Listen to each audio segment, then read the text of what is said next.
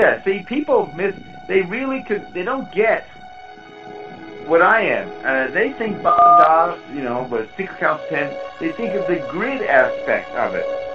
They don't know the decentralist aspect of the Secret Council 10, which I explain is tetrad managing, and we let everybody do what they want to do, because the technology runs the show anyways. That's what it was 50 to 40 years ago. It's the operating of the centralized and the decentralized at the same time, which is what I do that people don't get. They say, oh, Bob's running the whole show, or Bob is on the fringe making it up. They don't get the interplay of it all.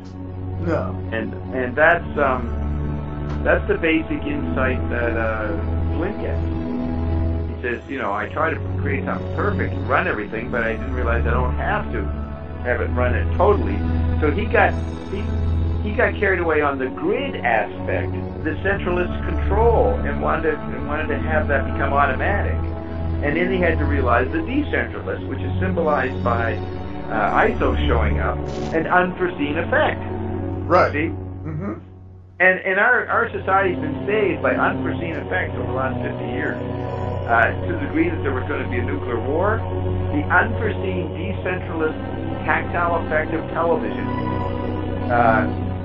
sideswiped the rigidity of that 1984 pre-planned scenario. And the first to really explain that was cosmic awareness back in the 60s. Dave Wurster tells the story that there was a plan from 64 to 69 by the oligarchs, by the meanies, that would have led to nuclear war in 69.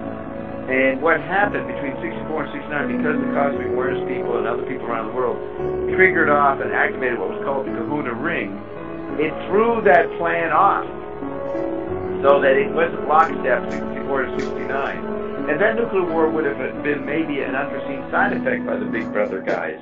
They may not have wanted that, but they were going that way, and it would lead to that.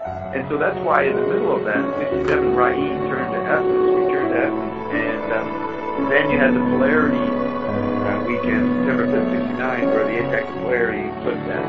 So it's the tracking of this unforeseen effects, which is what we were good at in the Secret Council 10, and that's why we picked up on the Fluid, Zappa, LaRouche, Dave Wurster, Cosmic Awareness, Spinning Blink. All these things are unforeseen effects. Zappa says he never could have happened now. He could only happen in 64, 65, 66, when the new kind of music, sparked a lot by Dylan, caught the management of the music industry off guard, and they didn't know what to promote, so they just grabbed for anything. So Tom Wilson went for books that some others thinking they were blues bands. You know what I mean? Because that was right.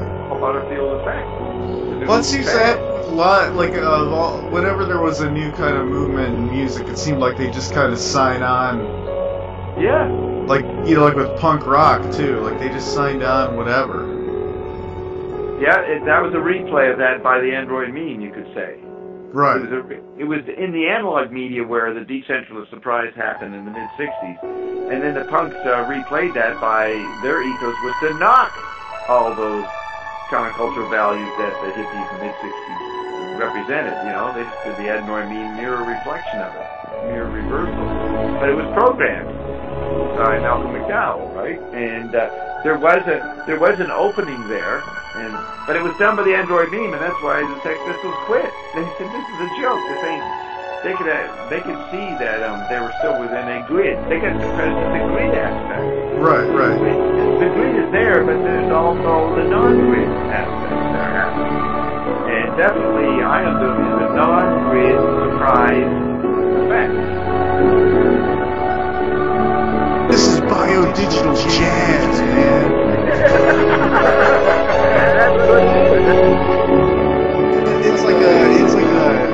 It's more of like an affirmation of what I already know, and it's it's a giddiness, but then when I think about it a lot, I go, oh my